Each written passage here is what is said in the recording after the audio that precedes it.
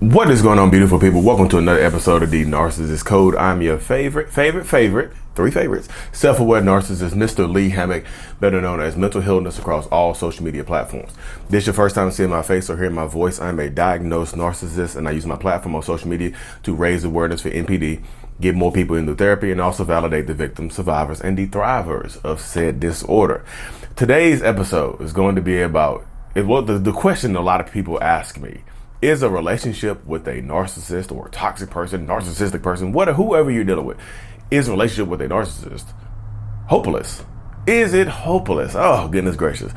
I get this question so much on all my platforms because people see my own personal life and they apply their situation to my life. They think that they are dealing with a narcissist or a toxic person, so they automatically see my stuff and just think first thoughts is there's hope. There's hope for my relationship. Maybe they can change. Maybe they can get better. Maybe we can live a life like Lee Hammock possibly does, and with his wife and his kids and things like that. Maybe there is hope for me, please. And they ask me that question. I get it in my comment section a lot on all my platforms. I know y'all watch me on YouTube or you hear my podcast or whatever.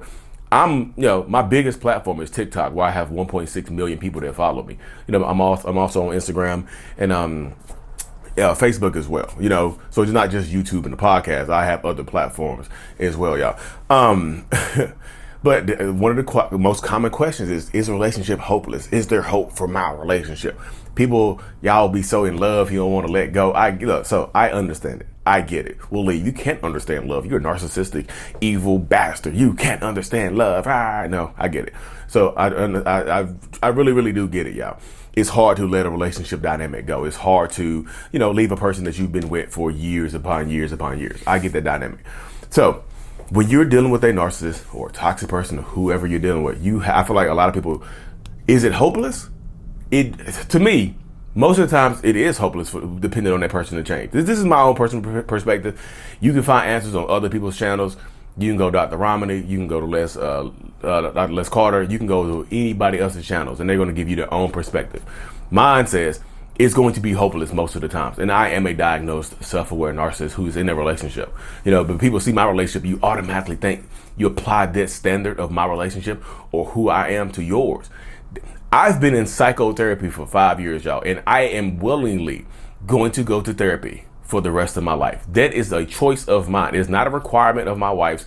My wife doesn't she can't. I think so many people see my relationship with my wife and you think she has some type of power or control over me. She doesn't. And it is no reflection on her what I do. Just like it is in your relationship dynamic. It's not a reflection on you, on what they do. It's just not. Whether they decide to go to therapy, whether they decide to just say, F you, I'm not going to therapy, deal with it. Whatever they decide is not directly a reflection on you and how much they love or care about you. It's not a reflection on your worth or your value. You see what I'm saying? They're going to make you feel like it. They're going to make you feel like it's your fault, how they treat you and how they behave and things like that. But it's not a direct reflection on your worth or your value. That's what I'm communicating to you. I go to therapy for myself. My wife could walk into this office right now and just say, hey, I'm leaving you. I would be upset. It would get on my nerves. It would openly and honestly get on my nerves. But would I go to therapy in a couple weeks? Yes. The last time she left me in 2020, April 2020, when else she left? I can't think of the date, y'all. I kept going to therapy. I did. It wasn't to just get her back. Was it a goal of mine to get back with her? Yes, but I was going to go regardless. It's not a reflection on you. Is it hopeless? Are they willing to put in the work to live a healthy relationship, have a healthy relationship with you? Are they willing to put in the work for themselves? It's not even to have a healthy relationship with you. It's to go battle deal with their own personal trauma and be vulnerable and open and honest and sit in the shame of what they've possibly done, hold themselves accountable and things like that. Are they willing to do that, y'all? If not, then it's probably hopeless expecting this person to change. Another key element in this dynamic is I ask people, what have they done so far to show you that they have the ability to alter their behaviors or follow through with their plan? What else have they done? What else have they proven to be able to do over an extended period of time to show you that it's possible for them to change who they are at their core? What have they done? Seriously, honestly. I ask this question a lot to a lot of people. What have they done to show you that they've actually changed themselves at their core to be a better person for you, or not necessarily just for you, for anybody? What have they done? What have they done? Are they consistently cheating on you or hurting you or putting you down? If that's the only consistency that you have in your relationship, then yeah, y'all, probably it is probably hopeless for your relationship dynamic.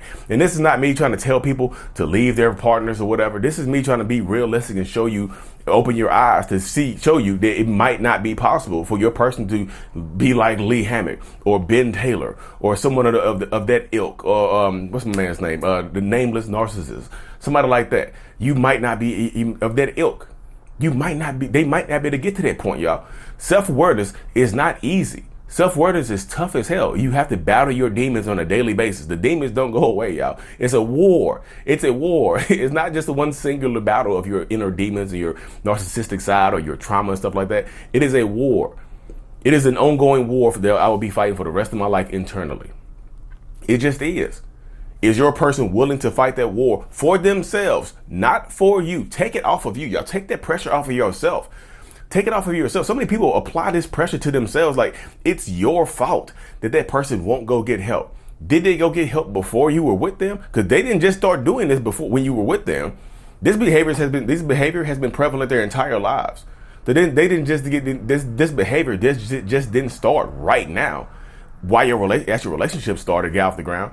This is not a new behavior. These behaviors have been exhibited their entire life in different ways towards different people. It's just your turn right now. You see what I'm saying? So it's not your fault. Stop putting it onto y'all. Y'all pack this. You have your own stuff to deal with. So you pack the stuff that they're putting you through. You pack it on top of it. So many people have to get to this point where you feel okay just understanding like, well, it's not my fault. They didn't go to therapy. They didn't go get help. That's not my fault. It's not on me. Sometimes you have to release them, y'all. My wife left. What did your wife do, Lee? She made you go to therapy? She held you down. My wife, she held me accountable by packing her stuff up and dipping out, y'all. So many people think that she did something magical. She threatened to take me to court or something like that. My wife's a stay-at-home mom.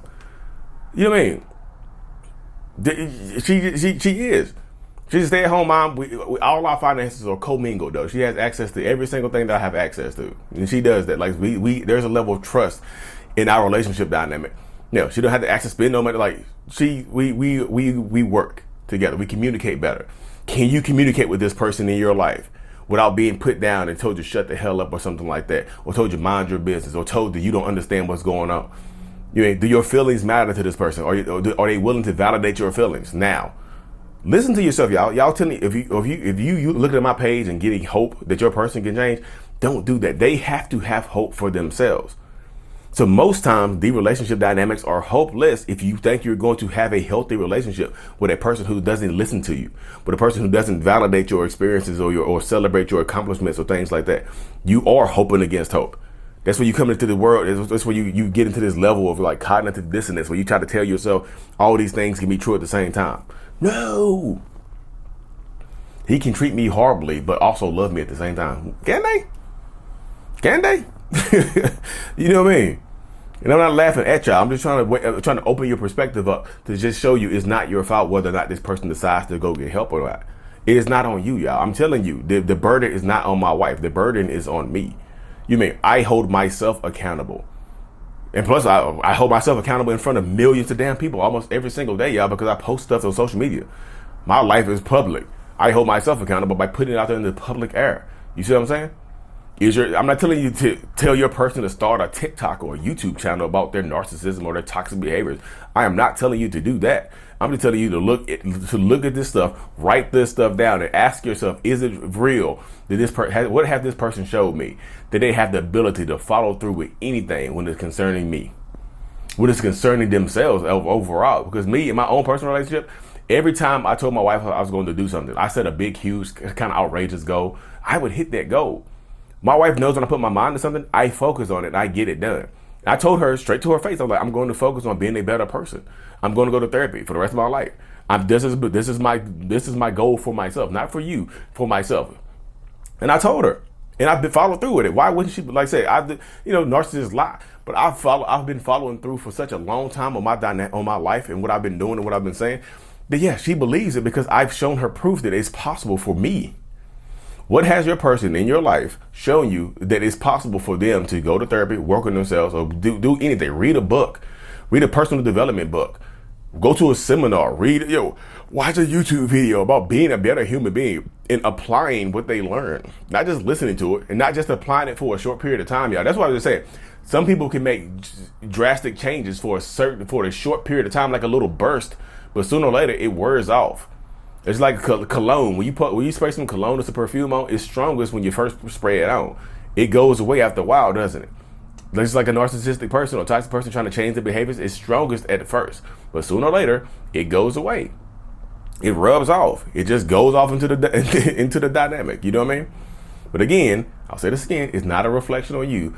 Whether the narcissistic person in your life goes and gets help, it's not a reflection on you. So is it hopeless? It really, to me, most times it is hopeless. But overall, it depends on what that person is willing to do. And how much time are you willing to dedicate to give this person to change their behaviors? How much time? How much time? Now that you know, I understand if you didn't know, but now that you know, now that you've been awakened to toxic relationships, narcissistic personality disorder, toxic traits and things like that, how much time are you willing to dedicate to this person? You have a finite amount of time on this earth. How much time are you willing to dedicate to this person when they're not showing you any type of changes or any kind of behavior alterations? Again, I don't know how much time you got to waste. That's on you. I release you. Anyway, y'all, thank y'all for tuning in to another episode. I truly appreciate y'all. Have a happy New Year. Hope y'all Christmas went well. Happy holidays and whatnot as well. Like and subscribe for more. And as always, mental healness is out. Peace.